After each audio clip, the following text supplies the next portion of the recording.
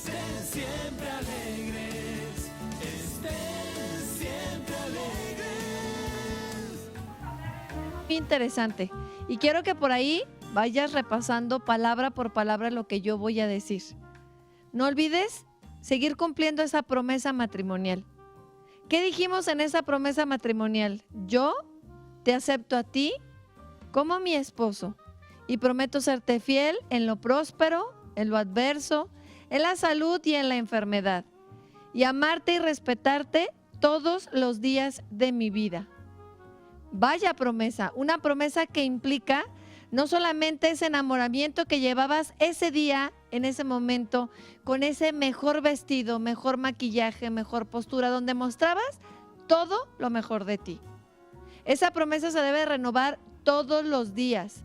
Y esa promesa tienes que hacerla primero con la conciencia de que estaba presente Dios y que Dios tiene en cada matrimonio una misión especial. Esta misión te compromete a tu 100%. He escuchado tantas historias de personas que me dicen, es que el otro no quiere hacer, es que el otro no coopera, es que el otro me fue infiel. La promesa de él no es tu promesa. Por lo tanto, deberás ser bien consciente el estar trabajando y renovando esa promesa todos los días. Por eso empecé yo enunciándola así despacio, para que tú también la repases y digas, ¿qué he dejado de hacer en este día por mi cónyuge? Primero dijiste, te acepto a ti. Y cuando yo acepto a una persona, no la puedo aceptar con cosas buenas solamente o en sus mejores momentos.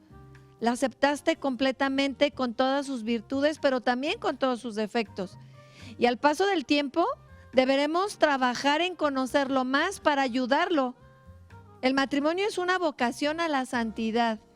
Y en esa santidad también yo puedo ayudarle al otro a ir mejorando poco a poco en ese camino de las virtudes. Somos seres humanos y tenemos defectos, pero también de esos defectos pueden nacer grandes oportunidades para que esa persona sea mejor. Cuando hablamos, ¿no?, de ese te acepto a ti con todo esto que él es, también le dijiste y prometo serte fiel.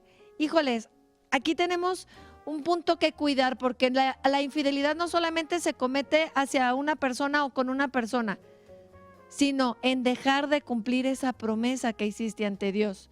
A veces no es otra persona, son circunstancias, es trabajo, es profesión, son hijos, amistades, todo menos estar 100% fiel a esa promesa de amar al otro con todo lo que ella es. En la salud y en la enfermedad, ¿cuántos matrimonios no se terminan porque no estoy dispuesto a sufrir con él lo que le está pasando? Cuando esa mujer cae en depresión por diferentes circunstancias y el esposo se vuelve apático ante la presencia de su persona ahí donde ella más lo necesita. Cuando hablamos también de los bienes materiales y de las pobrezas, bueno, yo creo que muchos hemos caído en esta situación y ahí es cuando se tiene que redoblar el esfuerzo por estar cumpliendo esta promesa matrimonial. La promesa matrimonial no solo son palabras que se dicen ahí como un signo de que, bueno, aquí estoy en este momento y entonces digo todo esto. Cuando uno hace renovaciones matrimoniales, cuando haces esa renovación matrimonial y dices esas palabras en plena conciencia de lo que ya es el matrimonio, no es tan fácil, porque sabes de lo que estás hablando. Ya pasaste por cualquiera de estas circunstancias y entonces ahora sí sabemos que la promesa no es tan fácil de cumplir. Por eso yo quiero que hoy tú repases esa promesa, inclusive que agarres a tu esposo, se sienten ahí y puedan platicar y decir, a ver, ¿en qué estamos fallando?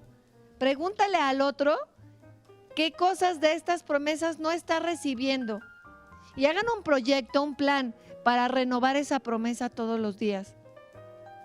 Hay alguien que nos ayuda a que esta promesa sea más fácil, la presencia de Dios.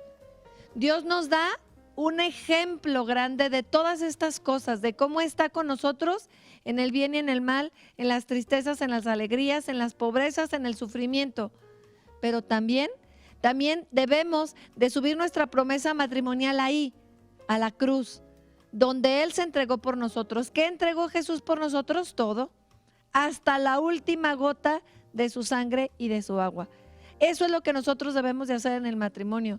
No solamente dar aquello que me sobra. o en el cansancio, o solamente hacer las cosas así, a la mitad, a la ligera. Esta promesa debe de ser como la promesa que Jesús nos hizo. Jesús quedó en volver y va a volver con toda la gloria. Así nosotros debemos todos los días trabajar por lo mejor en nuestro matrimonio. El cansancio, las fuerzas, muchos recursos se nos pueden acabar, pero la promesa es pegada a la cruz. Cuando nosotros contemplamos esta cruz de Cristo y vemos ese Cristo que entregó todo, así es nuestra promesa, para siempre, hasta que la muerte nos separe. Y mientras tengamos vida, que se note que hay vida en ese matrimonio. Redobla esfuerzos.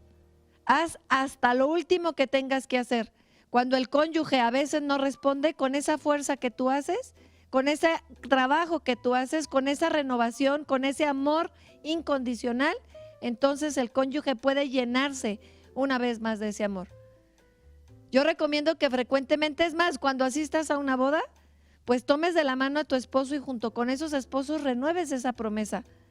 Llena de alegría una vez más ese matrimonio que de repente va perdiendo fuerzas, va quedándose seco e inclusive vamos dejándolo a las fuerzas humanas. El sacramento del matrimonio no es a fuerzas humanas, es a la fuerza de Dios. Así es que es importante pues que nosotros repasemos esta promesa para renovar ese voto que hicimos al pie de la cruz. No hay una promesa mayor que la de Él. ¿Y la tuya cómo está? Recuerda, estar ahí siempre y no solamente cuando todo está bien. Realmente la promesa se cumple cuando las cosas empiezan a desquebrajarse.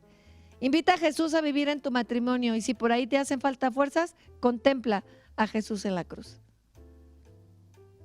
Estén siempre